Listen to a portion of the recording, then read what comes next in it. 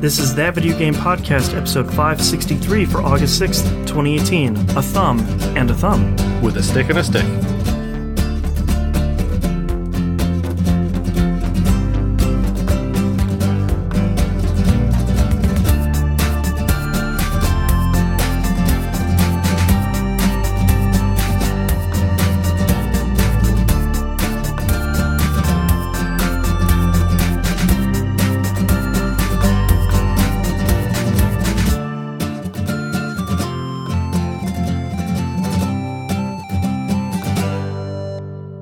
Welcome back to another episode of That Video Game Podcast. I'm your host, Boston. Joining me, as always, is Vampyr.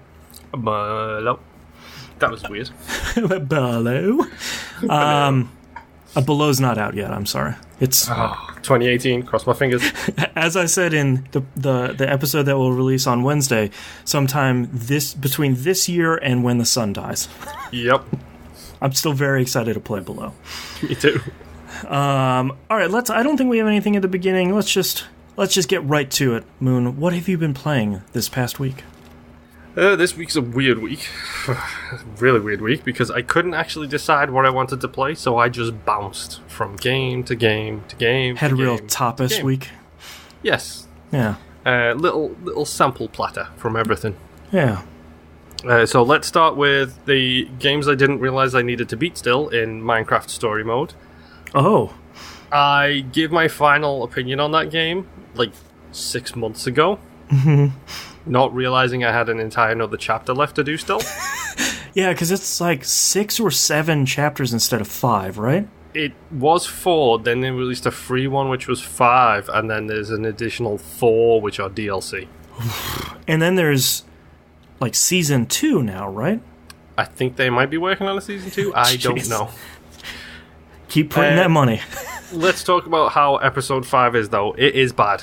It is about an hour. It's basically just a quick wrap-up of what happened at the after the end of the main story. I really don't want to say anything, even though it's really easy it's hard to spoil a Minecraft game. Guess what? They build stuff. Right. But, I think I mentioned it at the time, Minecraft Story Mode is a really good Telltale game for kids.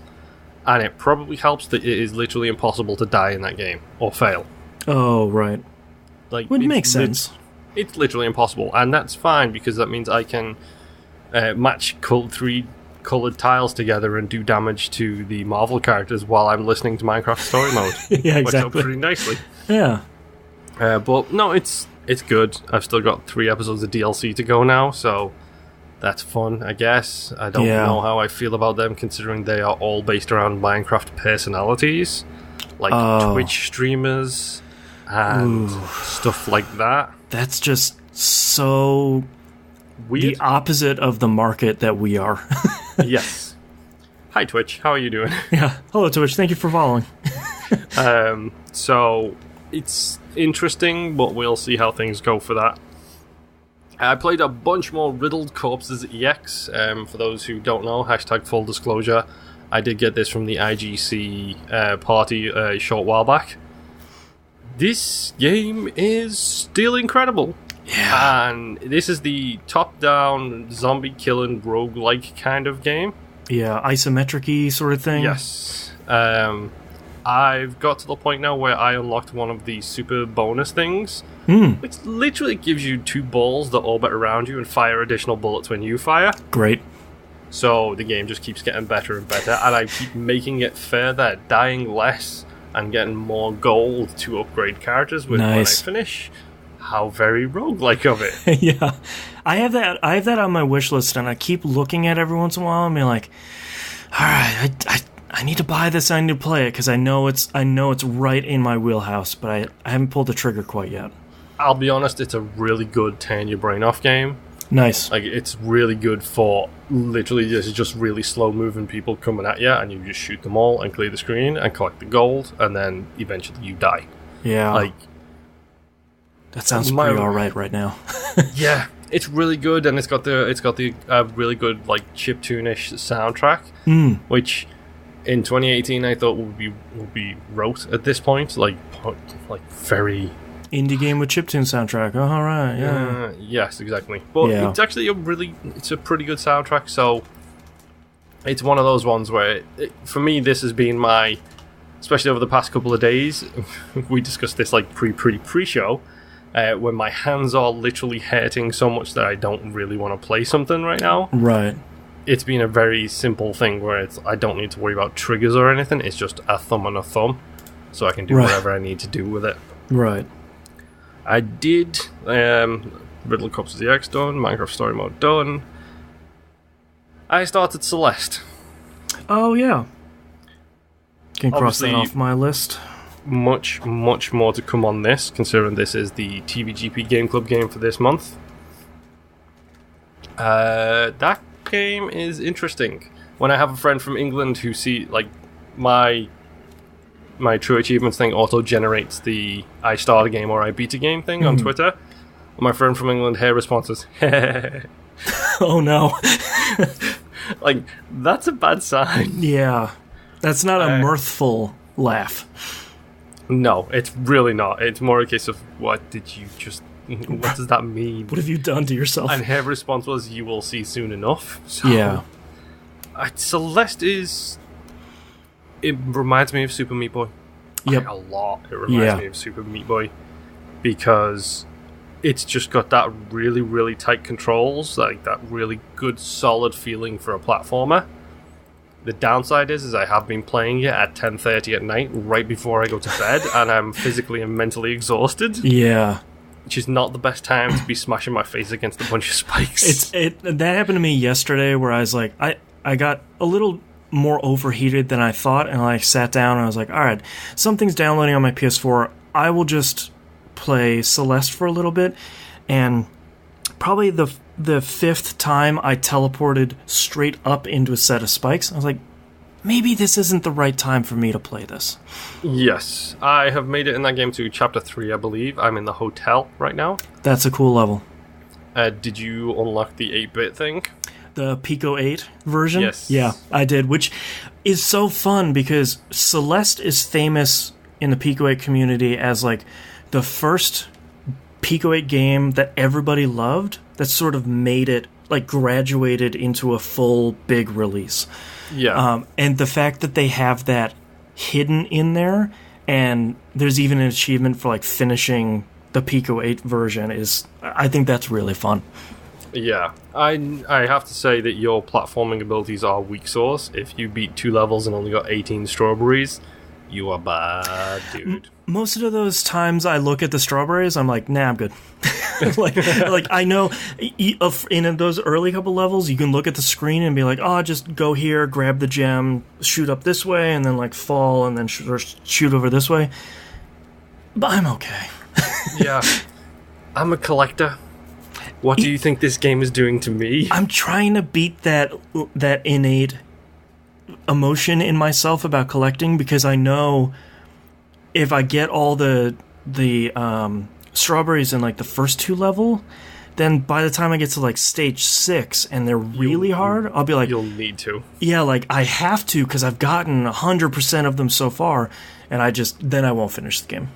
Yeah, the one positive for me is this is a Game Club game, so I do have a time limit for this. This is not I can come back to this in 2 years, Lego Marvel Avengers, and beat you. Yeah, exactly. No, this is, I have a time frame to beat this game in, so I have to not do that, otherwise I would not beat the game. Yeah. I'm at the end of stage 5 right now, and because I was tired, it's basically... Have you gotten to the point in the 3rd stage where you're sort of working towards getting that key in the middle? Cleaning up, yes. Yeah, so you're like going... half cleaned up. Yeah, you're going like different paths and then sort of looping back. It's trying to do that, and I have to open 2 locked doors so I can sort of send myself across to the end of the level. And I was tired enough that I got one of the keys and opened one of the locks, and then I couldn't map the level out in my brain to figure out where the other one was, so I sort of rage quit it. I'll come back to this when I'm not exhausted.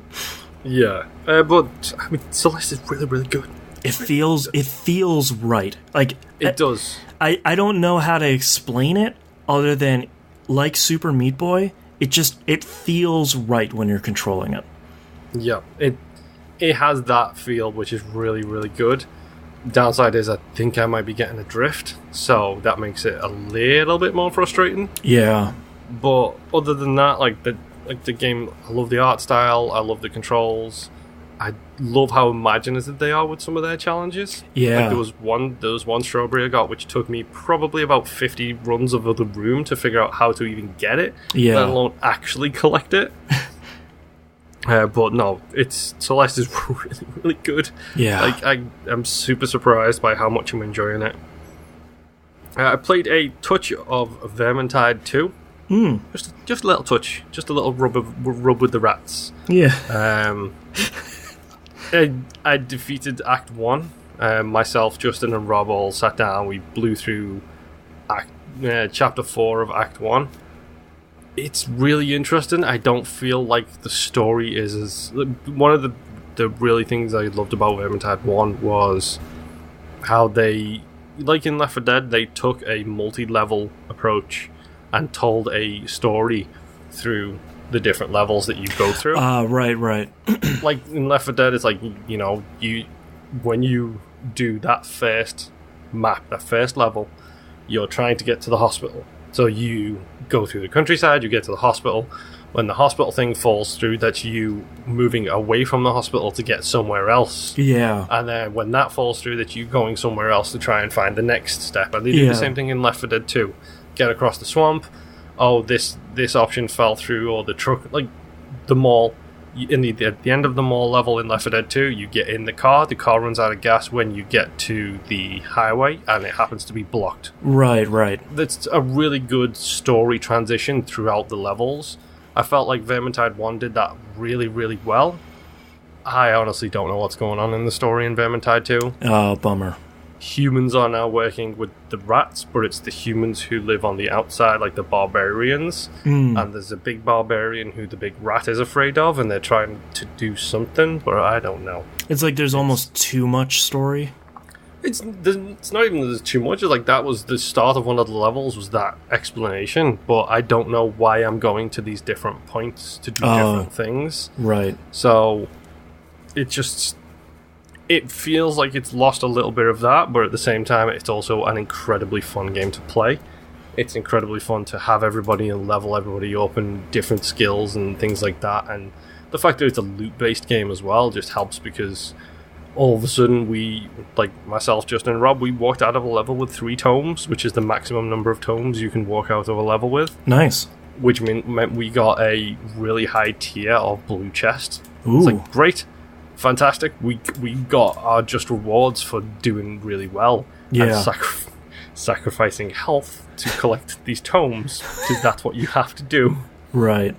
It's ridiculous, but Vermintide 2 is really, really fun. Like, we've had so much fun actually. Just jump in, like, play a level. It's 20 minutes to 40 minutes, depending on how you do. Nice. You see some beautiful landscapes, you fight some huge giant rats and some dudes, and then you're out the door and you can play the next level or move on to a different game. It's a really good short-term jump in, jump out, be done kind of thing. And it's nice to see someone copying Left 4 Dead. Yes. And doing it right. Yeah, exactly. The only downside to it is obviously no PvP, but at this point I'm okay with that. If they're going to base it on loot, the fact that it's a loot game and has no PvP, I've got not a single problem. Yeah. Because the balancing that they'd have to do for that would be ridiculous, or it would be a case of, well, nobody gets loot in the multiplayer. Yeah. So, to be honest, I'm absolutely fine with that. I started, and I do use the phrase started, Yoku's Island Express. Oh, I want to play this game so bad. Because it was on sale for $15 on the Xbox summer sale. Mm-hmm. And at this point, I've heard people talking about this in such a positive light. Yeah. That I felt like I needed to play it this year for very specific reasons. Yeah, what sold me is someone said, it's a really great game and it's a pinball platformer. And I was like, okay, sold. That's exactly what it is. It is a pinball platformer with a party horn, which is so good. Yeah. Like, I feel really bad about this. I think Chuck may have mentioned this on a recent episode of No Quarters, but you get like a party horn, which you use to wake people up, to smash obstacles, that kind of stuff. There is an achievement for doing that 100 times. I got it within 5 minutes of getting the party horn. Exactly. It was like Vuvuzelas at the World Cup all over again. Remix! Yes. Yeah. But it's really fun. Like, it's simple, it's cute, the game looks gorgeous. Like, just the art style on the thing is incredible. Like, the platforming is really, really simple, because at the end of the day is you're just using flippers when you need to do jumps. So I'm fine with that too. And then it gives you like little objective based challenges, like to get through an area. So you want to go up there, you just shoot the ball through this tiny little hole, and then you're up there.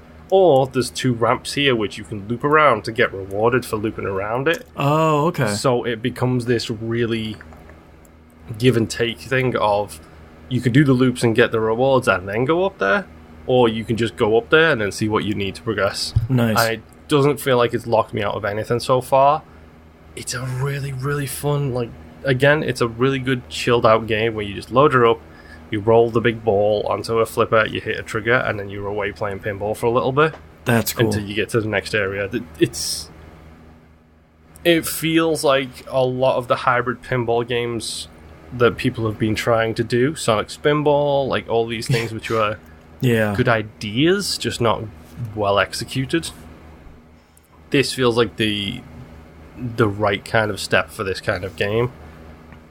And it's really just calming to be able to sit down and then know that when the ball falls between the flippers, you literally just roll it to the left and then it goes back up again. Nice. So it's not like, all right, well, I guess game's over. You suck.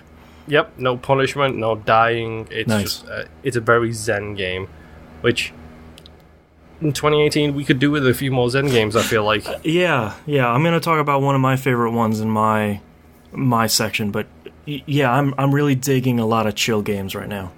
Yes. 2 more games. Oh no. Let's talk about the surprise game this week. Okay. Vampyr's surprise game of the week. Do-do. I never played it before, so I'm really glad I did. But on a whim, I randomly picked up the Marvel Ultimate Alliance bundle. Oh, okay. Yeah, because I think it got delisted this week? Yep, it did. Yeah. Without any warning or any heads up or anything, it just happened to get delisted like either this week or last week. And I thought, well, there goes my chance to buy it. Gosh darn it, what have I done? And then, literally speaking with my wife, and my wife responded with, babe, you bought that like 2 months ago. So literally on a whim, I bought it just for fun. Forgot that I bought it. It's so good. And good. then got sad when it got delisted. Because why not? You know? Like, why not just be an idiot to myself? Yeah. So, I started playing that with Jess. It has the online co-op, which I'm really proud of. Nice. It means we can actually, even though we're literally tied to the same screen, we're sitting within 3 feet of each other. Right. But still... But you have the full screen. Exactly. We have our own TV directly in front of us. There is no turning of TVs or re-angling the living room. Yeah. It's just right there. We played a little bit. We haven't done too much so far. We literally started it today, and I don't even know why. It was just like, I see Marvel Ultimate Alliance on your page. Do you want to play that? Let's just play that, shall we? So we jumped in, we started playing it. My wife is a giant comic book nerd. Okay. X-Men are specifically her specialty. Mm. And let me tell you how weird it is sitting there trying to listen to these people talk while my wife is talking about the X-Men history and making fun of some of the characters. Like, her impression of Iceman is ridiculously hilarious, talking about how he has the potential to be so good, but he's I could be one of the strongest mutants around, but I don't have no self-confidence, so I can't. So I cover my deficits with humor because Right. It's like, okay, he just made a quippy remark. You don't have to go that far. She's doing riff tracks over there. Oh, she is. So far, we've had a bit of fun with it, and then she discovered Colossus in the game. And Colossus, I believe, is her favorite, like, X-Men / Marvel superhero of all time is Colossus. Okay. And then she figured out that Colossus can pick up regular-sized enemies and then use them as weapons. That's right, I forgot about that. And at the time, I was also playing as Wolverine. What does Colossus do when you use grab one around Wolverine? Right, the old classic. He does the fastball special. Yeah. So it literally comes into the two of us running into a door, me hitting X to try and open it, and her hitting X to try and open it, and then her just picking me up and throwing me into a door. Great. So it's very, very 360. I will say that right now. Like, yeah. It's a bundle. It's on the current generation of platforms. They have done nothing to these games at all. Like, the voice acting is terrible. You can see the JPEG pixelation in the the character artwork. It's ridiculous. But you know what? It's one of those games. It's dumb. It's a button mashy Diablo style game that just happens to have Marvel characters in it. Yeah. And yeah, it's old. Yeah, it has problems. But at this point, who cares? It's just something fun where we can switch off our brains and play it. Yeah, hack and slash for an hour. Yes, exactly. It's like the equivalent of you're like sitting around on a Saturday and TBS is showing, a Nicolas Cage movie again. It's like, okay, sure, I'll watch that. Marvel Ultimate Alliance is the Nicolas Cage of games. We'll go with that. Yeah, it's fun. It's dumb. The voice acting is bad, but it's bad to the point of hilarity. Mm-hmm. It's not bad to the point of awkward or painful. It's just so ridiculous. Featuring Steve Blum as Wolverine, of course.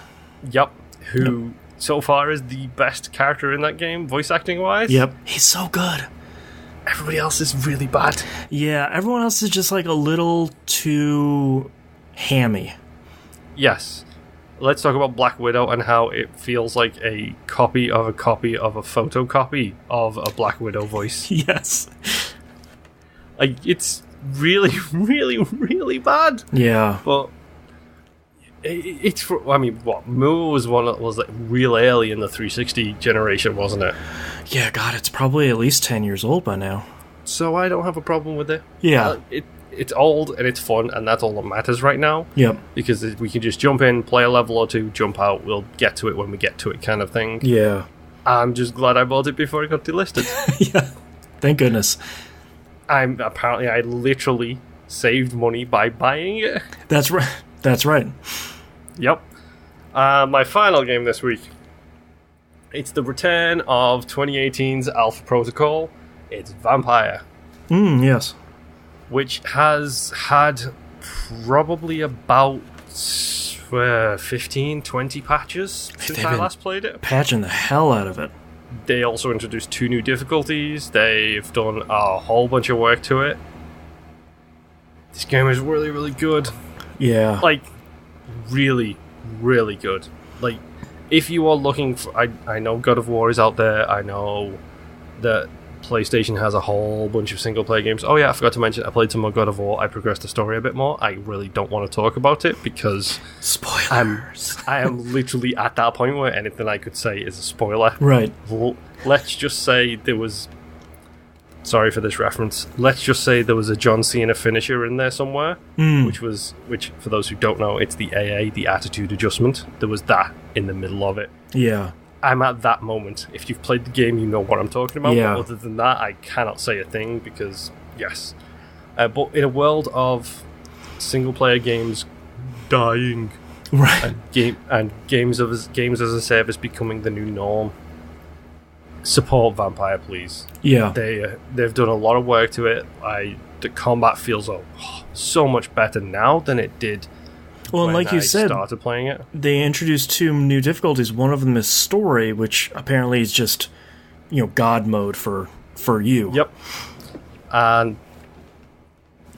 I don't understand where this game came from. I don't understand how they found the time to do it, or where they who did it. I know Don't Nod is involved in it in some point. I don't know what involvement they had. I think they were the primary developers. Because this is really good. The game looks amazing. The story is now officially super compelling now because there is a whole bunch of stuff. When I previously stopped playing it, I got up to finished the tutorial, got to the first open area, talked to a bunch of people, and then stopped. Now I have continued talking to those people, discovered a lot more about the mechanics of the game and stuff like that. It has a day-night cycle, kind of, where basically every time you go to sleep, time moves forwards. Oh, okay. So it's very much a case of, I can't think of any good examples like Fallout right style? A little bit, yes, where certain actions can happen. It's like, I'm trying to think, like, it's like a Civ game when you hit end turn, everybody else takes their actions. Oh, like the world continues? Yes. Gotcha. So the thing with this game is you can only level up your abilities by going to sleep. When you go to sleep, the world continues its motions as things go, so areas that were bad and struggling get more negative. Oh, cool. People who were sick and you didn't heal get sicker.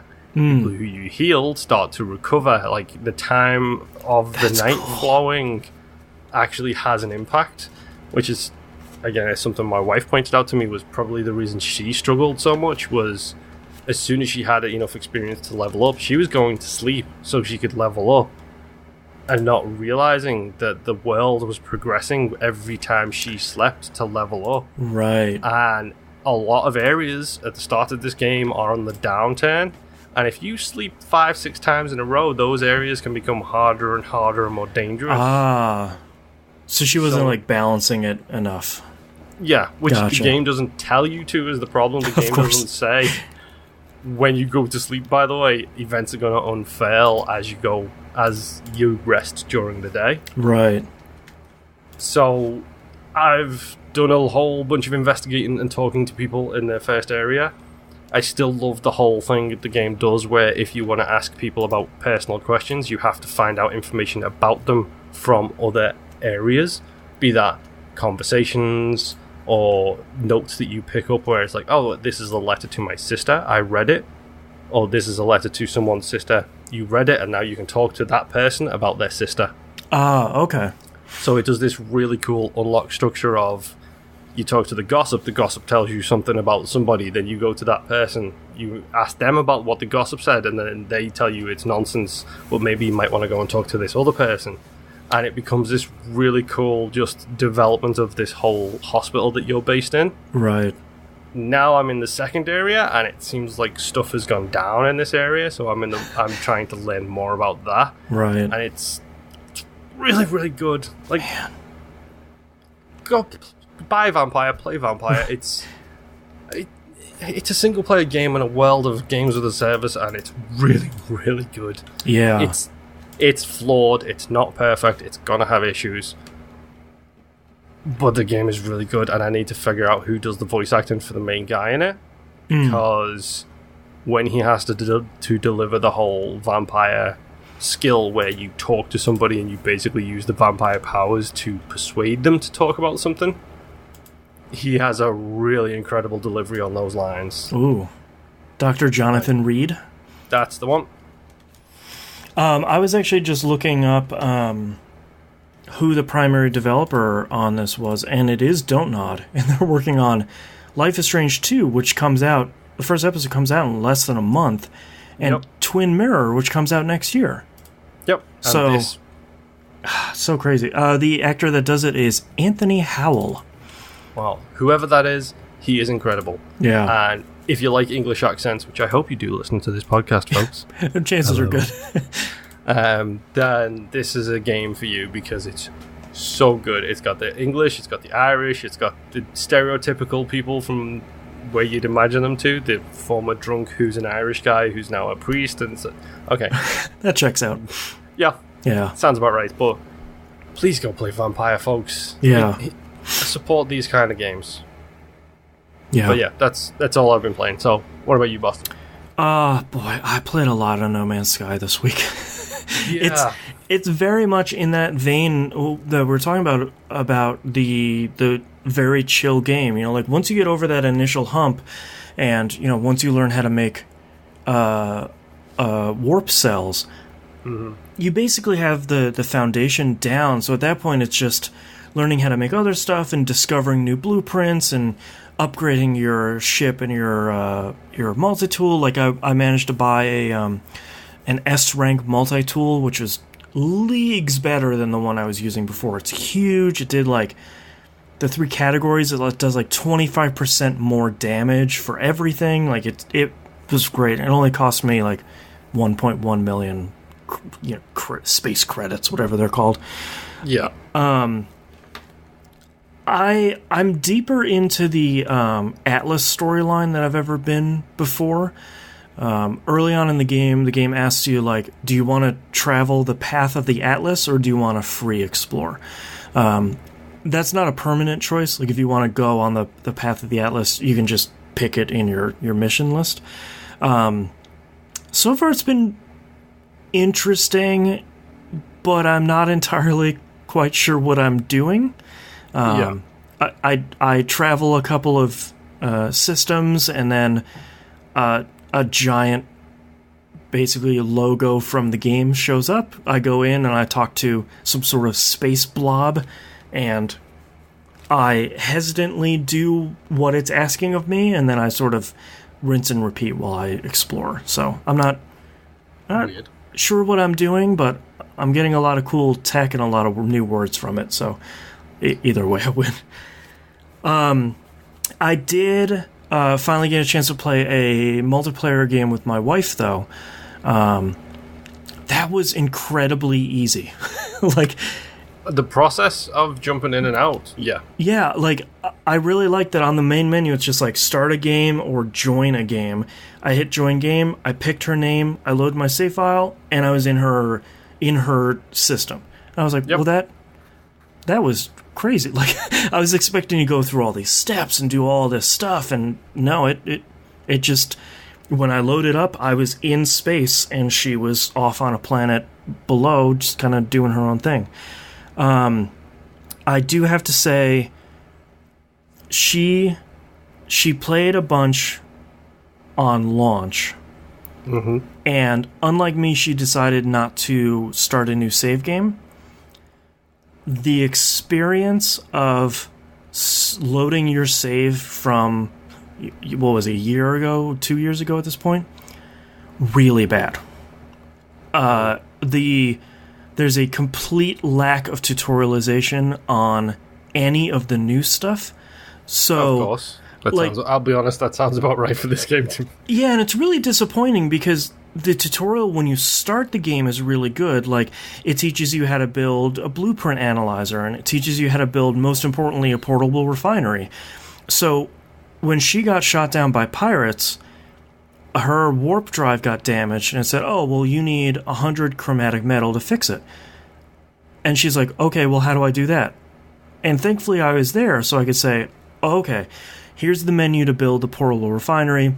Here's the materials you need, because it hadn't taught her any of that stuff. And that's sort of disappointing, because my recommendation is still just start a new game, and it will it will teach you how to do everything. But she's already like 60 milestones in. She has like a 35-hour save file, so just sort of chucking that out the window isn't gonna encourage her to stick with it. You know, she already has a save. But getting her to the point where she needs to get to like repair and build all the stuff she needs to is just, that sort of stinks. I know there's a menu in the game where it's like, here's all the new stuff and here's how to do refining and mining, all that stuff, but do you want to read all that stuff, or do you want to be shown it all? Yeah, exactly. Like, it should show her through, at the very least, through like the right hand, the messages in the lower right hand corner. It should say, "We see you don't have a portable refinery. You know, you've never built one, or you don't have one in your inventory. Let's walk you through building one of those. Let's walk you through setting up a base. You know, all the stuff that a new game does really well that an existing game seems to assume that you've just played all the patches as they've come out.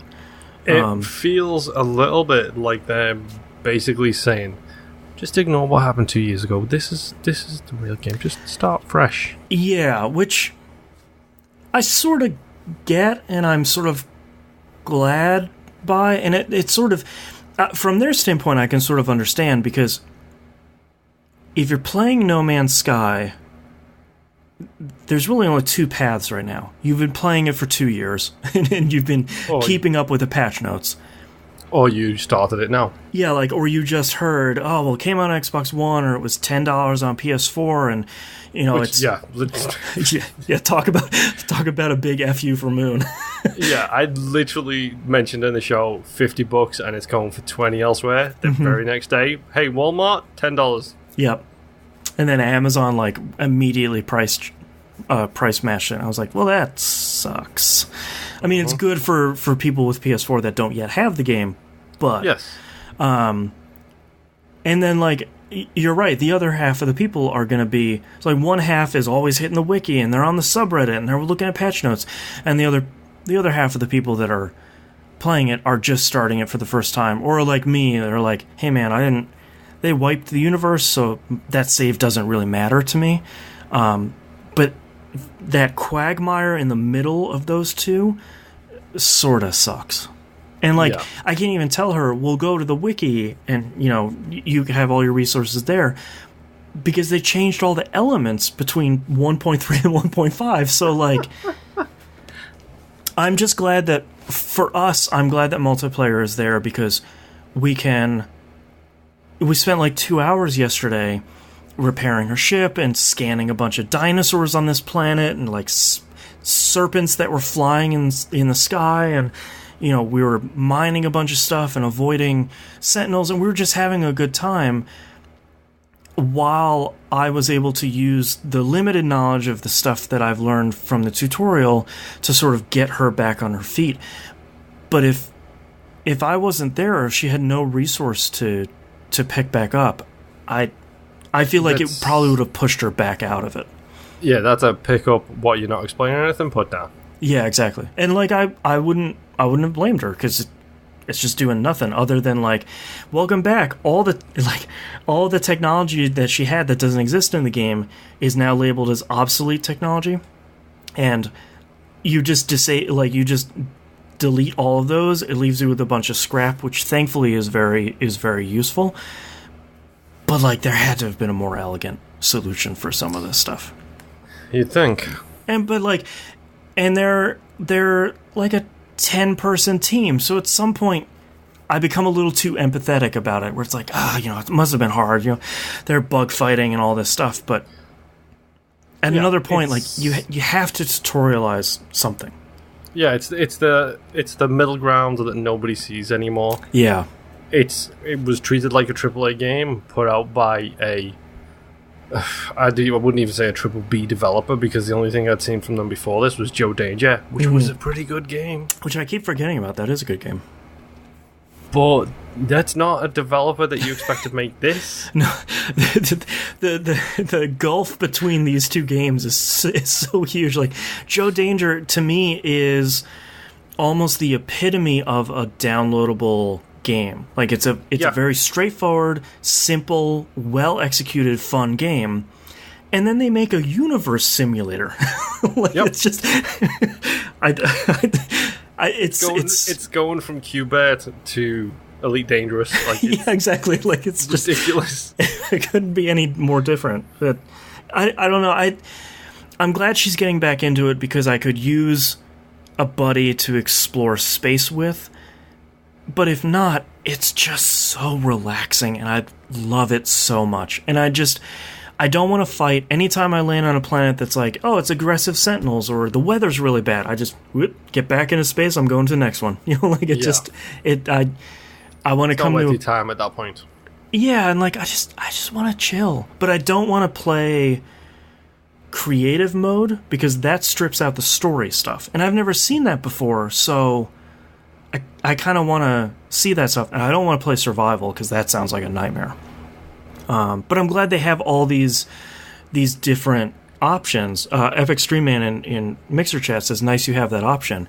And like that's, to me, that's what I like so much about No Man's Sky is you have all these different modes, and now you have multiplayer, and like you can transfer items from your inventory into somebody else's inventory if they're on the same planet that you are. So like, you know, we could get some fuel rats stuff going on now where it's like my wife needs her ship repaired, but if she wasn't able to get stuff from where she is on that planet, I could just warp in there, give her some chromatic metal, and then just kind of head back into space. So yeah, I liked No Man's Sky during release.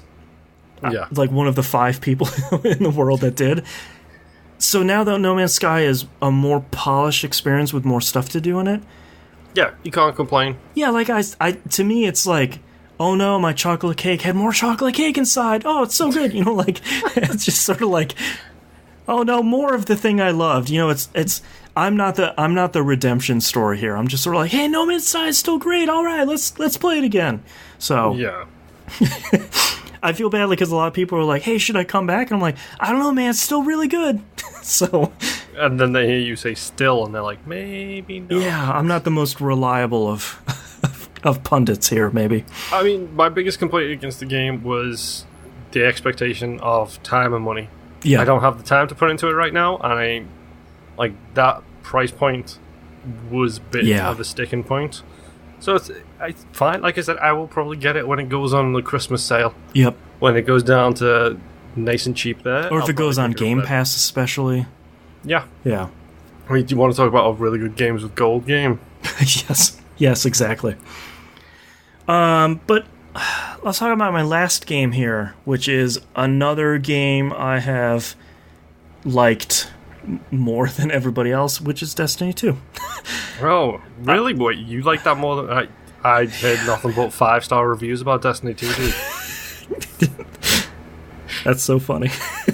God, Destiny 2. So this is the last month. Today marks 30 days until Forsaken comes out. The next big expansion, and it's the celebration of. All right, bye, Epic Stream Man. I know. I love whenever I start talking about Destiny 2, everyone's like, "Oh God, okay, let's just fast forward. Hit that 30 seconds forward button." I don't blame you. So right now, since we're in the last month before Forsaken and the launch of Destiny 2 Year 2, right now is the Solstice of Heroes event, which is the celebration of Destiny 2 Year 1. As I said on PUP, it feels like it's been about 5 years long that Destiny 2 came out. Hold on, wait. It's only been a year. No, are you serious? I'm serious. They said that because like the Solstice of Heroes, I thought was going to be the summer event because they always have like a summer event, a winter event, a Valentine's Day event, and they're like, it's a celebration of Destiny 2 Year 1. I'm like, I feel like I'm 80 years old. Like, dude, I kept thinking No Man's Sky came out a year ago. No Man's Sky has been out 2 years. It's Destiny 2's only been out 2 years. That feels like it's like 10 years old. It's like when someone tells me like, oh, you know, I feel so old. I was born in 2004 and I just like turned into ash. You know, like, yeah. So me feeling old aside, Epic Stream Man says, how about games coming soon? I can't wait for Darksiders 3. I can't even think about Darksiders 3. I'm so excited about it. To me, it doesn't exist until it's like a week before it's going to come out. I'm going to pre-order it, and then...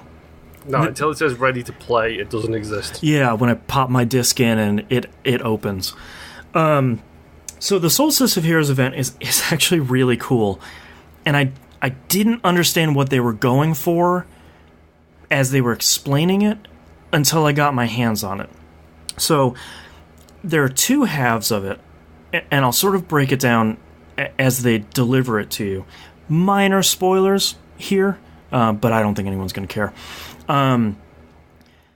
When you start, you land in the tower, and there's a giant statue in front of you, and you go and you interact with it, and it's so crazy, and it's not going to mean much to anybody, but I love it. it teleports you from the tower to the last city, which is that sprawling giant city underneath the tower where all the humans that aren't guardians live. Okay. The place that was trashed. Yes, and it is either before it got trashed or after it's been rebuilt. I sort of can't tell, but it's super cool to be in the last city for the first time. Yep.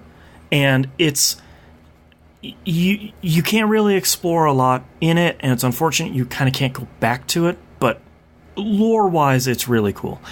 You go and interact with a pedestal that's behind Ikora, and it starts you in the very first Redux mission. So they've redone 5 missions in the game. Let me see if I remember them: Homecoming, Spark, Chosen, Payback, and 1 AU.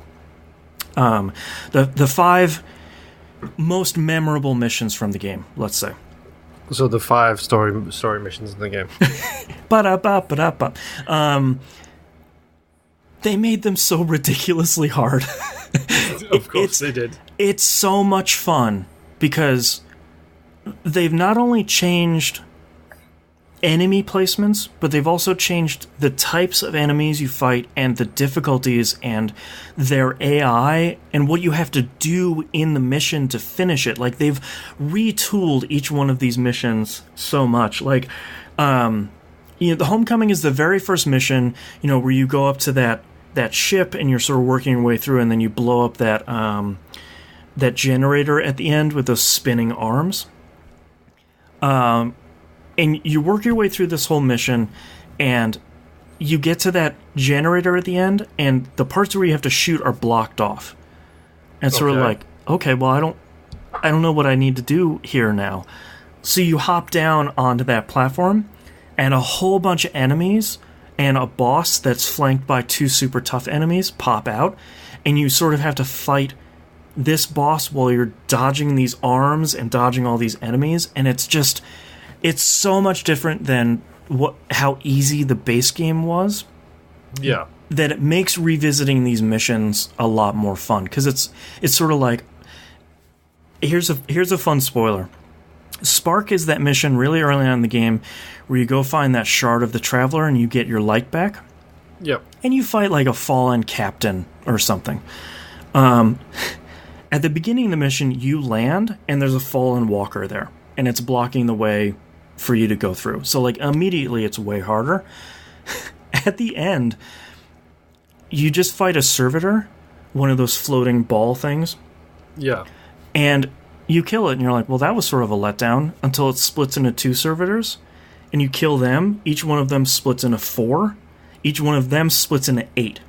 So, like, oh, wow. Pretty soon you were surrounded by 32 mini little servitors, and there's no cover, and it's chaotic. And it's like, all right. You guys took a mission that was fairly uninteresting, and you sort of had a little fun with it, and you left us a surprise. And I think that's really great. So when you finish that very first mission, you get kicked back to the tower, you talk to the statue again, and it gives you a full set of green armor, so basically the lowest quality. And each one of those armor pieces has 3 challenges associated with it. Basically, go through all the 5 missions, and it'll check off the mission for each one of them. One of them might be talk to Ikora and do a meditation, which is replaying one of the regular story missions. One is kill 10 enemies in PvP. One might be do 10 heroic public events. And once you do all of those, you then upgrade that green armor to blue armor, and you get another set of more challenging challenges on each one of the armor pieces. And then you complete those, and then you get the full purple armor set that is 15 power higher than the power max. So that's Really cool. That's actually a good reward as well. Yeah, because the max right now is 385, and it gives you level 400 power armor. I really like this system a lot, because I think what Bungie would have done before is like, all right, you can get this one armor piece in a better quality at, it's a 10% chance when you finish Heroic Strike. Yeah. That grind sucks. Instead, this one says complete 5 Heroic Strikes. Yeah. Cool, I can do that just on my own time. But I'm also working on getting 100 Void Weapon kills, and I'm also working on getting 100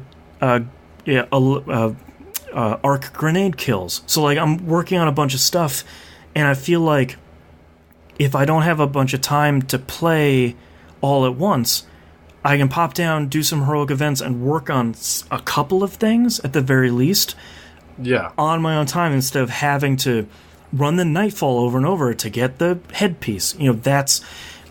I have to give Bungie a lot of credit. They put a grind in for this event, which is good, but they put an intelligently designed grind in there, which is the best way. Instead. Yeah, and to me, like, right now, and they gave you enough time. Thank you, baby Jesus, because it started on July 28th and it ends on August 28th, I think. So it runs for a full month. So even if you don't have a ton of time, like, one of Destiny 2's biggest problems has been, all right, Iron Banner is here, and it's one of the 3 Iron Banners that's going to be here for this season. If you're, like, out of state for work for the week, you're kind of SOL. Yeah. And it's nice to see them have a more challenging, longer grind that I don't need to do right now. To be fair, I have completed the full armor set for my Warlock already, but... Yep, I saw that. That's because, number one, I wanted my t-shirt, which I just ordered this morning. Yes! But number two, there's a really cool exotic ship you can get if you complete the purple armor set on all 3 of your characters. And that's great, because if you just want the armor set, like, my Warlock is now ready for Forsaken, and I probably have, like, a little bit of a leg up, because I'm a little bit past the power cap, which I'm sure I'll pick up a green armor as soon as it starts, and it'll be like, oh, this is light level 600, great, okay. Yep. But now I have, like, a cool looking cohesive set that looks really neat, and I feel like I accomplished something cool. And if I can do it for all 3 characters, I can get a cool, super limited ship. And it feels like they finally got the grind right. After 3 years of Destiny 1 and 1 year of Destiny 2, this is exactly what you want the grind to be in a loot game like this. And I might be just filling up experience bars, but I can do it on my own time. Yeah, and if it's experience bars that you like to fill up, then what's the big deal? Yeah, and I'm kind of doing stuff I've never done before. Like, one of them is complete 10 adventures. And I'm like, well, God, I never really did a bunch of adventures. Those are the little orange icons after you finish the game. I did a couple of them. I actually really like them. I think they're very interesting. Yeah, I did maybe like 4 or 5 of them just to see what they were. But, like, I'd rather run the Nightfall and I'd rather play PvP. But now I'm not really forced, I'd say encouraged to do these 10 adventures. And I found a bunch that were really cool. And I was like, well, maybe I should finish up the rest of them, now that I have to do them on 2 other characters. So it's nice to see, through the Moments of Triumph and through the Solstice of Heroes, to see, like, all the nooks and crannies that Destiny 2 has to offer. And it makes me a little bummed that I had to be pushed into doing it instead of the game somehow otherwise encouraging me to do it. Yeah. But yeah, Destiny 2 is really good, and I'm so excited for Forsaken to come out next month. Of course. Yeah. And they actually did, for anyone that might want to hop into Destiny 2 or maybe didn't buy the 2 expansions that you'll need to buy before Forsaken, they announced a a big pack, which is Destiny 2, the first 2 expansions, and Forsaken, just for $60. So they're doing exactly what they did with Destiny 1 and boning people like me who bought the main game but not any of the DLC so far. Not really, because the DLC should be on super sale pretty soon. It should be, but come on, is it really going to be? They said they're going to put it on super sale right before Forsaken comes out. Because Forsaken is $30, and they know it's a really crappy thing to say, well, either spend $30 on the DLC and Forsaken, or buy this big pack, which I like that they put out the big pack. I will always disagree that it's boning people. I think, to me, it's no different than Blizzard putting out like their battle chests, especially for WoW. They've done that for like, all right, now I don't even know what that is. Oh, so basically, it's Blizzard's done the same thing for 20-something years. You know, like when an expansion is like, let's say, one expansion old, they'll take that expansion and everything else in WoW before that, and they'll bundle it up for like $10. So I think the expectation is there. I think for a lot of people that maybe haven't played MMOs, this is a new concept. But it's a really great place for people like you that maybe bought vanilla Destiny 2 and understandably didn't engage with the rest of it. Or somebody that has been seeing the work Bungie has been putting in, let's be honest, is a little late, and wanting to dive into Forsaken. I think that's a pretty great price. You can buy Destiny 2 for $5 right now also, which is a pretty great price for a vanilla Destiny 2, because in a month you're going to have to spend a bunch of money to get, I guess, current, which hopefully will be the last time they make that mistake. I hope. Yeah. I hope. But we'll see. Bungie doesn't leave me hopeful about their mistake history. So no, neither does Activision / Blizzard. So yeah, that's fair too. Yeah, Activision isn't exactly a paragon like we've been sort of feeling positively about Ubisoft. They're not the most scrupulous people. There we go. I maybe Ubisoft should buy Bungie. I'd love that. I wonder if Ubisoft could afford to purchase away the Destiny franchise from Activision. I doubt Activision would want to sell it. I would really like to see that level of smart support that Ubisoft has figured out applied to Destiny. True, but wasn't it rumored like $100 million for the 10-year deal or whatever? Yeah, that was only marketing, by the way. So yeah, Ubisoft they could probably afford it, but they would open the door right back open for ZeniMax or whoever it was to come in. Vivendi or whoever it was. Yeah. I'm sorry, you spent how much money? Here's $5. We now own you. We're coming back, baby. All right. Well, that's enough Destiny 2 talk, and that's all I've been playing this week. So let's take a break.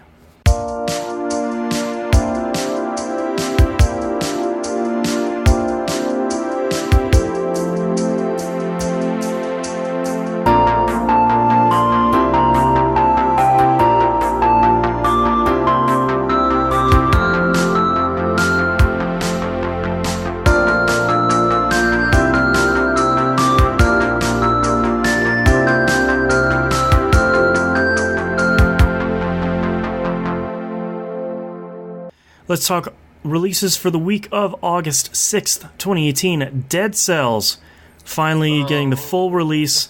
PC, Switch, PS4, Xbox One, also like OS X, Linux, and a whole bunch of other platforms. So, how much is this? It's 20% off right now for like a pre-order thing on most platforms. I think it's like $11 or $12. Okay, that's not too bad. So I guess I'm adding another game to my collection. Yeah, I pre-ordered on PS4 because I looked at the price and I was like, all right, if it's under $15, I'll really think about it. And the pre-order price came out to like $11 and change. And I'm like, well, now I kind of have to because it's so stinking cheap. They got me again. Great. Overcooked 2 comes out PS4 PC, Switch, PS4, and Xbox One. That's a game I really love watching people play. I don't want to fight with anyone in my life right now, so I won't be picking it up. I'll be honest. You might think you start fights over, but it's actually usually pretty good fun. Oh yeah, like the fights is the just teamwork about stupid things that happen. There's never blame placed when I I threw this meat off the truck. I can't believe it. Which, when you consider that I'm married to the Queen of Trolls and she also happens to work in a kitchen, the fact that we made it through that game with 0 fights, nice, tells you how light-hearted that game is. Okay, good. At least the first one is. Yeah. Minute is coming out on Switch, which that's a game that I really want to play. Yeah, I still really love this game. It'll probably end up in my top 10 this year, and having it on Switch is probably going to be a pretty great platform for that game. Yeah. Monster Hunter World comes out on PC. Speaking about pretty good platforms for a game, that seems like a really great port of that game. Yeah, from everything I'm hearing people talking about that game, the resources needed to play it are apparently really high for what it is. Yeah. But I also understand they've got whatever that stupid high resource intensive anti-piracy stuff in there. Yeah. Denuvo, probably. Yes, that thing. So I imagine in 2 months when somebody eventually cracks it... yeah, and they just patch it out of there. They patch it out of there. I'm expecting those system requirements to drop significantly. Yeah. Like it usually does. And then they go, no, it wasn't because of that. I mean, we just had enhancements. No. It couldn't possibly be because of that. That patch was also optimization. That would be sick. Yeah, weird. Okami HD also comes out on Switch, which also seems like a really great platform for that game. Yeah. It does have touchscreen support, I found out. So, yes. That's pretty much all you need. Yeah. Yeah. If you want to play Okami, you got to play it on the Switch, apparently. Yeah. We Happy Few comes out PC, PS4, and Xbox One. I could not care less. Yeah, I sort of...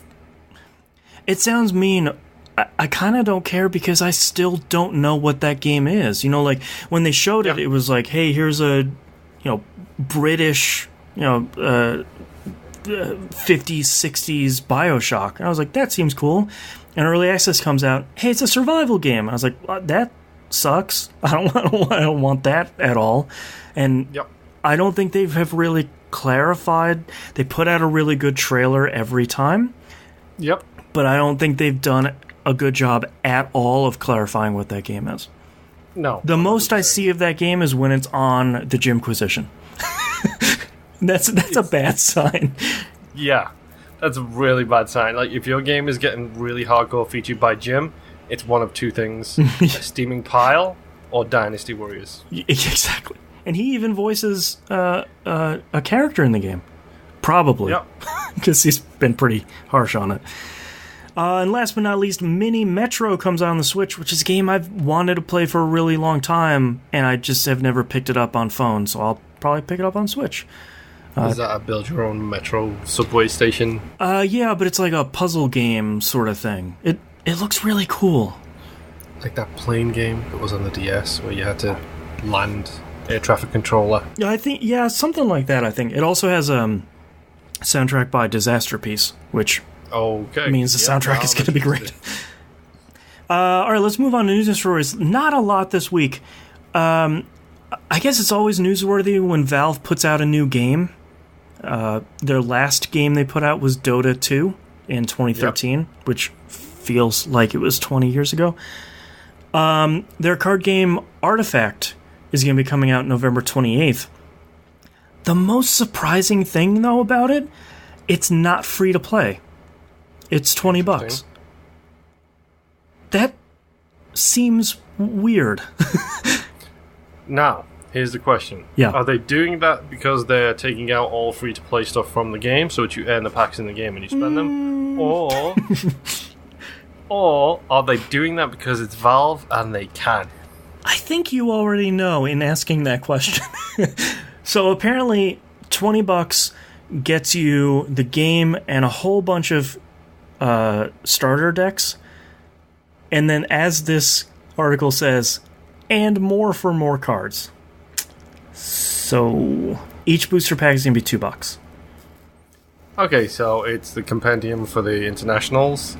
Yeah, I guess you'll get 54 cards and then 10 booster packs, which contain 12 random cards, and then there's going to be more than 280 cards in the base game. So, play Hearthstone.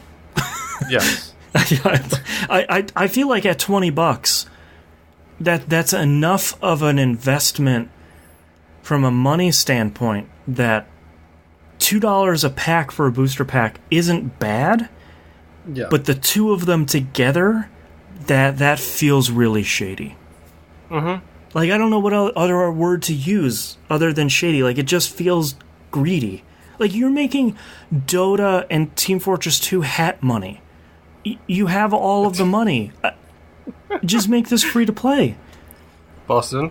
Yes. This is the same company that opened the doors on their store, which promptly made someone release a game that was basically mining cryptocurrency with everybody who bought the game's CPU cards. That's fair. Yeah. They really don't care. It's just really disappointing because I feel like when you look at the difference between PUBG and Fortnite, I feel like the main difference between those two games is one of them is free and doing really well. One of them costs money and is still doing very well, but isn't doing Fortnite. I feel like we were just talking about the original Xbox. I feel like Valve can pull an Xbox 360 with Artifact by saying, like, we can afford to take the monetary hit up front. Like when the 360 came out, it's like, all right, this console is going to be pretty cheap. Don't forget, completely forget about that last one. Whatever, it's only been out for 2 years, but screw that thing. Look at this new hotness. I feel like Valve could have done that, but for $20, that stinks. This is also Valve, so what IP is Artifact based on? I don't know. I feel like that's a problem. I want to say it's a Dota card game, but I don't think that's right. I think it's a new IP. If it's a new IP, it should be free to play. Yeah. If it's Dota 2, they don't care because people are going to spend the money on Dota 2. Yeah, I don't... And at the end of the day, is you sit there and say they can take the monetary hit on this game. What monetary hit? Right. If they have got resources up the wazoo, they are not taking a monetary hit on anything unless they start selling knives through Steam. Right. Yeah, Wikipedia says the game's concept is heavily based upon Dota 2. I also didn't know this was designed by Richard Garfield, who's the dude that created Magic the Gathering. Yeah. So not much I did know. That's cool. And also apparently early next year it's going to come out on Android and iOS, which $20 will not fly there for sure. No. So, not sure how. At the end of the day, it should be free. Yeah. Because if they're going to it's the old classic loot box microtransaction BS that we talk about every single time a game gets released these days. If you have microtransactions, release your game for free. If you do not charge for your game, end of discussion. I mean, and they have Hearthstone to directly compare to. Hearthstone is still making crazy, stupid money because it's free. And then those card pack opening animations are so cool. Didn't Fortnite post like $100 million in revenue from 1 month on the iTunes store? Yeah, on one platform. 1 month on one platform, they made $100 million. It's insane. And like, right? I think Hearthstone does the smart thing too, because they sell their expansions. They'll be like, oh, well, here's a new set of dungeons and here's all the new cards. It's $20. I think that's fair. I mean, at that point, the first hit is free, so $20 doesn't seem so bad. They got me. I jumped into Hearthstone really late, and I was like, no, I need to spend the money to get these single-player campaigns. Yeah. And I did that, and I loved the game, and that game is fantastic. Yep. But I did not want to spend 7 hours a day playing that game. Yeah, it's a lot. It's a lot. My big thing for me is these games as a service thing. The thing that usually kicks me away from them is when someone describes the game as having a meta. The second you say the meta has changed, I am like, Yeah. Yeah, like your time you can already hear the time investment like falling off the cliff. Yep. Yeah. Well, speaking of Fortnite, our next news story, Epic is going to be releasing Fortnite on Android soon-ish. The real rub of it is they're not putting it on the Google Play Store. They were surprisingly upfront saying, we don't want Google to take 30%. But they've got no problem with Apple doing the same. Yeah, but I think the difference there is they don't have an option. Like, every iPhone can't sideload apps. You can if you jailbreak, and it's fairly easy to do. But on Android, that's a much easier prospect for you to just like install another APK and put that on your phone. True. I think for that 30%, this is really dangerous because to me, Fortnite is so big. We talked about this a little bit when we were talking about video game addiction. Fortnite is so big. I can already see, and I bet they're already live, these like fake install Fortnite web pages where it's like install Fortnite.net, and it's like, oh yeah, that looks like Fortnite, and then suddenly you've got a keylogger installed on your phone. My PlayStation 4 account is barely a month old, mm-hmm. and I already got 4 messages about getting free V-Bucks. Yeah, that sucks. And there's like no, and Sony doesn't care about that, and that sucks. No, I literally am going to have to turn off my notifications on my PlayStation, mm-hmm. which I hate. I think this is really dangerous from Epic Games. I think at some point your product gets so big that you have some responsibility for the security of the platform. As weird as that sounds. No, it makes perfect sense. Like, in my work environment, I literally had to tell the owner of the company I work for to not click a link because it looked shady and to just highlight the link, at which point they clicked the link.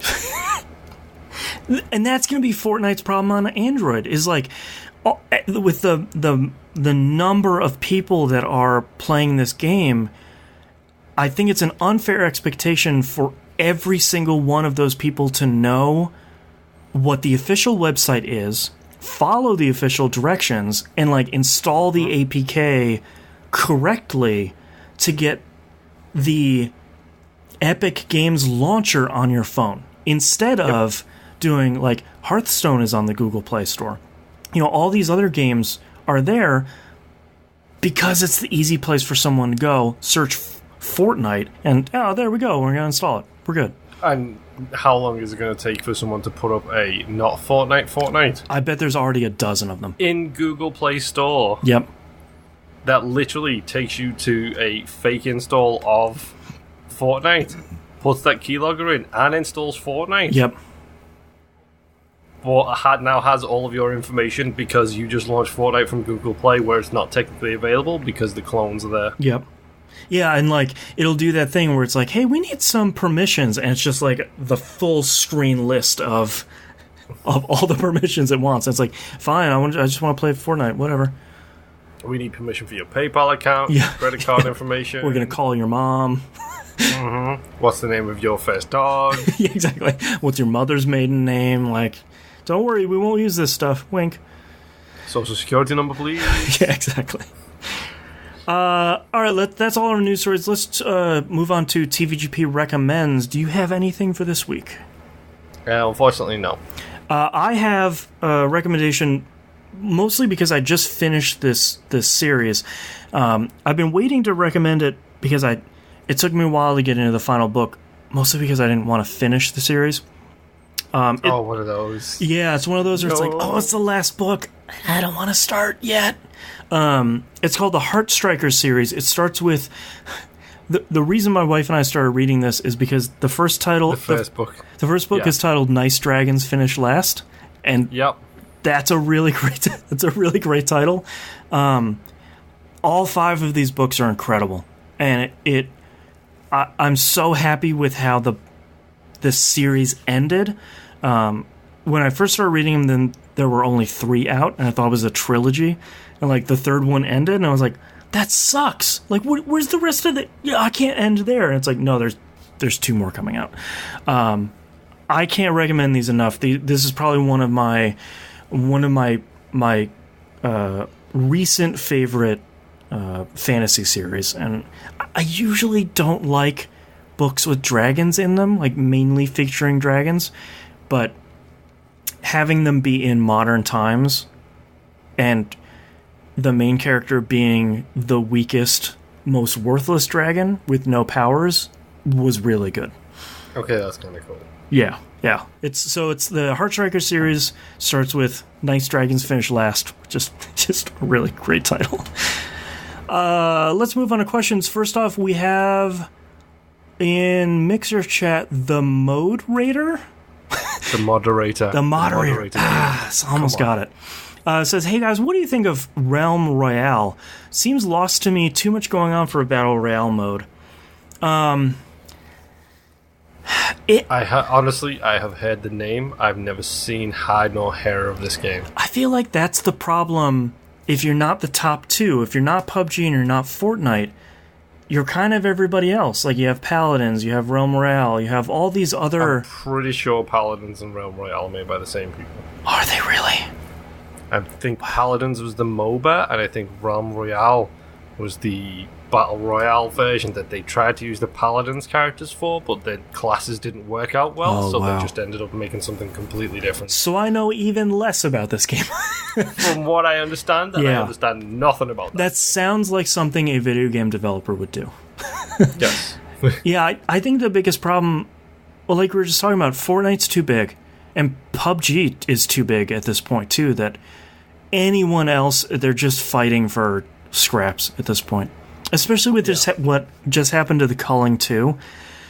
I mean, there's no real third place right now, I don't think. And that was Culling's team's fault, though. 100%. Yeah. But I feel like that didn't do a lot of. I feel like that hurt a lot of the other developers, where it's, the culling got reception. Yeah, the reception was really big for really bad reasons, and their resolution is really good, but sort of like the nuclear option. So I don't know. Fortnite is too big. I don't know. It's like in the 90s. It was Street Fighter and Mortal Kombat and everybody else. Yeah. There's no third place. Yeah. In the 2000s, it was Halo versus Killzone. Yeah, exactly. And then I was over there playing Ratchet and Clank. Yeah. And then everybody else was like, you talk about your Halo and Killzone, we'll play our Unreal and Quake, thank you very much. I'm playing Mag. Alright, let's move on to other questions. T-Bomb Rocks in Discord hits us up and says, with all the positive praise No Man's Sky has been getting from the media and gamers in general, this seems like it could be one of the best stories in gaming this year. You can even tell the dev himself is very proud of what they've put out, and his vision is finally being realized. My questions are, what can other devs learn from this? Do you think this will open the door for gamers to check in on games after big updates for something they may have not enjoyed at first? First thing I think they learned is be very careful who you sign what with. Yeah. Because I realize that on this show, I am the Microsoft fanboy. I am in a Microsoft fan household. Mm-hmm. I am the person who will probably be viewed as the most anti-Sony. But at the end of the day, as you look at two really small indie games signed by 2 big developers, you've got No Man's Sky and Sony, and you have Below and Microsoft. That's a great point. Tell me who handled which one better. Or even Cuphead on Microsoft's side. I mean, I think you're right. I guess I didn't even realize until you just brought that up that as soon as No Man's Sky started floundering, Sony was like, hey man, we're just the publisher, like, they're a developer, like, whatever, see you later, and like ran out the back door.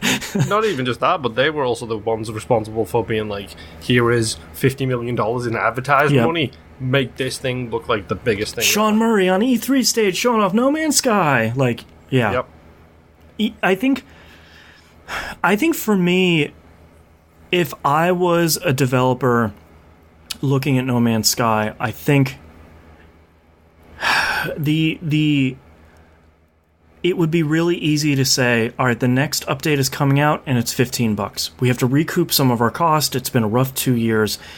The biggest benefit they have done is that the next update is free. Almost everybody, as soon as they've heard that, is, oh yeah, okay, maybe I'll pop No Man's Sky back in, or like maybe I'll re-download it and check it out. I bought it on launch and I didn't like it, but yeah, maybe I'll get. That's how they got 100,000 concurrent users on Steam the other day for No Man's Sky. Like, yep. The biggest thing they could have done is said, we have completely changed the game and it's free. Yep. I think they made the right choices. I think the thing that hurt them the most was Sony. I think the damage done to that brand, to that game, to that studio, all starts with Sony. It doesn't end with Sony, but it definitely starts with the representation which Sony allowed them to have. I feel like that overshadows the PC version, because PC version was always really great. It was super stable, didn't need really big, really crazy hardware. You know, it was always a pretty rock solid version, but Sony was in the picture. Yep. And I'm a big supporter of Sony, and I have been since the PS1, but they screwed it up. Yeah. They screwed up the reception. I think that this is going to sound really bad. I think if you are a third party working with Sony, stuff like that would scare me. Yes. But if you look at what Sony do with their in-house studios, look at God of War, look at The Last of Us, look at Spider-Man. Uncharted. These are all essentially in-house, or near as makes no difference in-house, because second party applies to. Yeah, because the Spider-Man developers, that's Insomniac, who were technically not first or second party, but they were with them long enough to essentially just be second party. Yeah, when you said that, I was like, God, I could have sworn they are second party, but I think they de facto second party at this point. Yeah, and the way Sony handles them is fantastic. Like the God of War team, look at what they did with the God of War team. They said, here is a bunch of money, go make what you want to make. Let us know when you're ready. We're not going to bother you. Yeah, and then you look at what they did with No Man's Sky, where it's like, here is a bunch of money, we're pushing you to the moon. Yeah. We hope you're ready. Yeah. Whereas, on the flip side of that, you got Below, where Microsoft essentially bought the rights to that game, and then they said, we're not ready. It's not good, it's not fun. We just need more time. Yeah, and literally that's what you get. You get them saying, okay, take more time. And what's so crazy about that is Microsoft's been on the back foot for most of this generation, and they could have. It would have been so understandable for them to say, like, look, Cappy, like we just needed a game out of you. Like we needed something 2 years ago, and it's not working. Like we have to cut ties. I think everybody would have been like, yeah, okay, like it just wasn't coming together. They also just could have turned around and said, we don't care, push it out now. We need, even if it's just exclusive, we need it. I give you Crackdown 3, I give you Scalebound. Yep. 2 examples where they could have just said, we don't care if it's good, just get it out. Just poop it out. And instead they've said, Crackdown 3 is kind of the joke at this point. Right. But Scalebound, they could have just said, we don't care, get it out the door. Yep. But they didn't. So they were like, okay, things didn't work out, cancel it. Yep. Yeah. I would like to say that Sony has learned something from No Man's Sky's everything. Mm-hmm. But E3 this year wasn't great. I feel like I feel like it's in one of those where like it's like yelling at a dog. You might feel a little bit better. They don't know what they did. No. Like Sony, I think, heard the words like, you screwed up with No Man's Sky, and they're like, yeah, we sure screwed up on something. I'm gonna apologize. People are mad, but I don't know what I did. Yep. I think as well with that is look at what they did for this year's E3. They went straight back to what they do best. Yep. The first and second party titles. Yep. That they can sit there and give all the time they need. And don't get me wrong, I wish I had Spider-Man in my PlayStation 4 and I had that stupid controller thing so I could play it for 5 hours without having to worry about it. But I don't. Dimebag in chat says, would you guys have picked up Scalebound? Day one. Yeah.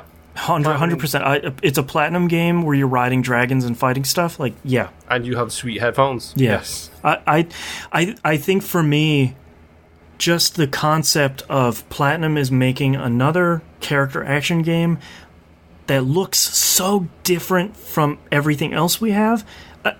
Their pedigree and them putting out something different. I mean that was a home run for me. I'm still bummed it didn't come together. Me too. I mean, that game looked like Devil May Cry on acid. Yeah. And when you consider what Devil May Cry is already, that's something completely insane. But I totally understand Microsoft and Platinum coming together and saying, like, it wasn't happening. Like, it wasn't coming together into a game. And I applaud both of them, especially Platinum being in sort of dire straits for the last couple of years. Because I think that's one of the reasons why, though, is because Platinum would have been in rough shape and they needed to take on as much as they could, as quick as they could. Yep. Because at that time, I'm pretty sure they were in the middle of developing like 4 or 5 games for different companies. Oh, yeah, a lot of licensed stuff, too. And it's like, I get it, like, do what you need to do to keep the studio alive, and good on them both for just turning around and saying, okay, this was a bust. Yeah, it's not working. T-Bomb Rocks in Discord also asks, an indie game called Dendara dropped in Game Pass this month. I'm really enjoying it as it's a pleasant surprise. It's an indie game, and with so many good titles releasing, it's hard to get noticed. Do you see more indie titles going to Game Pass or eventually launching in Game Pass? I think that service is a really good solution for indie games. Mm-hmm. Because it is impossible to get noticed. Yeah. And especially, when I read this question, I thought, if I was an indie developer, you always see these sales charts where for the first X weeks or months, it does really well, and then it slowly slides off as, you sort of reach critical mass. I feel like once you are about halfway through that slide off, I feel like stick it in Game Pass. Yeah, that's a really great time to put it in Game Pass for people that wanted to play it and were never going to be able to afford it, or they're looking for something new to play, and it's eventually going to age out of Game Pass. So, imagine if you had picked up The Binding of Isaac on Game Pass, and 3 months later they're like, all right, it's leaving Game Pass. In a heartbeat, you would have been like, all right, put it in the cart. Let's go. Yep.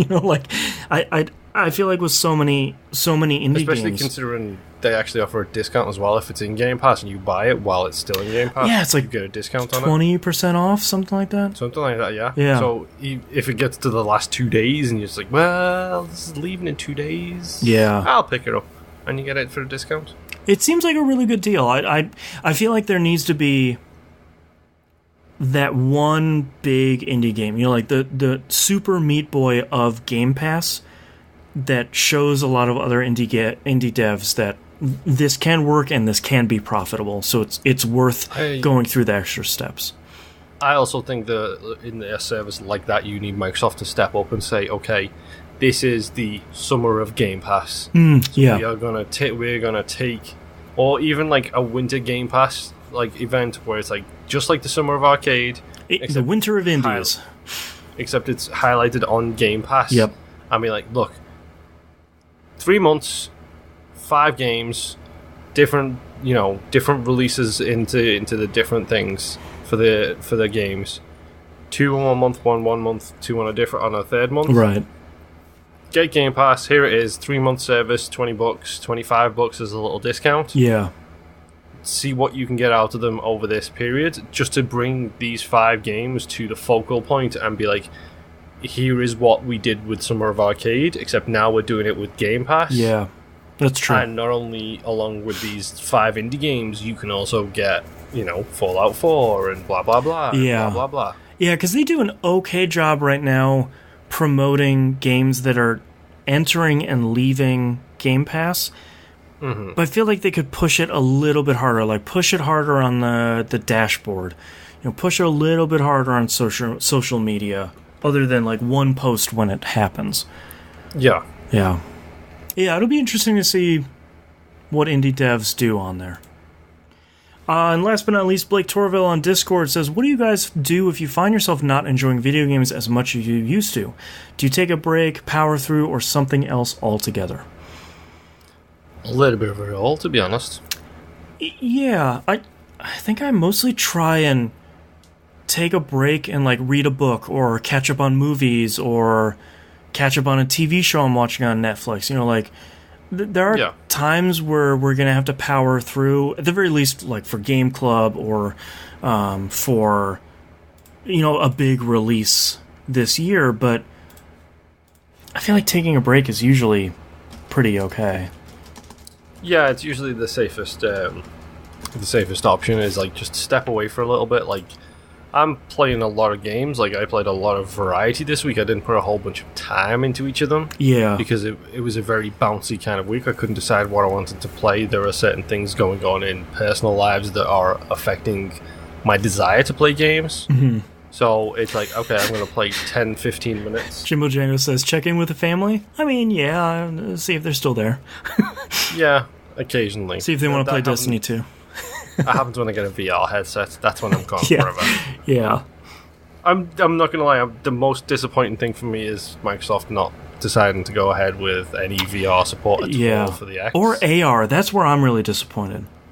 Yeah. I thought they would do AR and like lead the charge on, VR is old, AR is the future, but... I'm sure they will, but I'm sure they will push it at a later date. Right now, I feel like they're fortifying what they're strong at. Yeah. Maybe that'll be in the next next cycle. The next platform, yeah. Dimebag says, have you done a game club of Enter the Gungeon? Roguelikes are sort of verboten for game club right now, mostly due to time. I feel like what we're trying to focus on in the short term are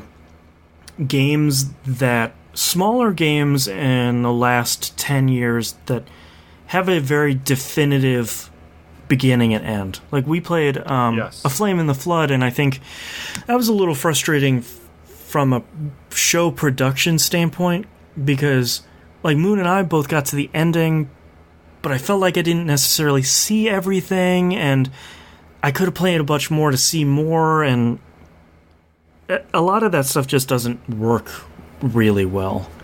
Yeah. That's why we've been playing, like, recent, smaller indie games. Like, Celeste has a beginning and an ending, and it's fairly short, so... Yeah, I don't know. That's all we have for questions, and it is so hot in both of our respective offices. So we're gonna wrap this thing up. Thank you for listening. TVGP.tv, all the stuff to find and follow us is on the right-hand side of the page. Patreon.com/E1M1, the ones are numbers. Get early access stuff. Get behind the scenes. The Outcast has been really good lately. I know I'm part of most of it, but it still makes me laugh. That's exclusive to the Patreon. You get some early access to 3 other shows. Game Club, as we were just talking about Celeste, we have about 2 weeks left on that. And all the other places you can find us on live stream, follow us there. I'll let you know when we go live. We'll see you all next week. Bye. I